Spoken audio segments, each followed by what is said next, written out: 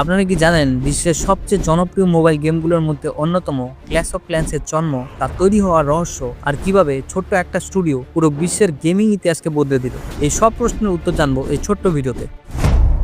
গল্পটা শুরু হয় 2011 সালে। ফিনল্যান্ডের হেলসিঙ্কি শহরে ইলাক্কা পানানেন এবং তার 5 জন বন্ধু মিলে তৈরি করলেন একটি কোম্পানি যার নাম সুপারসেল। শুরুতে তাদের অবস্থা মোটেও ভালো ছিল না। তাদের বানানো প্রথম গেম গানশাইন এবং আরো কিছু প্রজেক্ট পরপর ফ্লপ হয়। কোম্পানিটির অস্তিত্ব তখন খুব সংকটে ছিল। তারা এই ব্যর্থতার পরও হাল না ছেড়ে নতুন কিছু করার কথা ভাবলেন। ল্যাসি ল্যাপিলেন এবং তার টিম চাইলেন এমন এক স্ট্র্যাটেজিক গেম বানাতে যা খেলতে মাউস বা কিবোর্ডের দরকার হবে না, বরং টাচ স্ক্রিনেই খেলা যাবে খুব সহজে। তাদের অনুপ্রেরণা ছিল ট্রাভিয়ান এবং ব্যাকইয়ার্ড মনস্টারের মতো গেমগুলো। এই প্রজেক্টের কোড নেম দেওয়া হলো ম্যাজিক।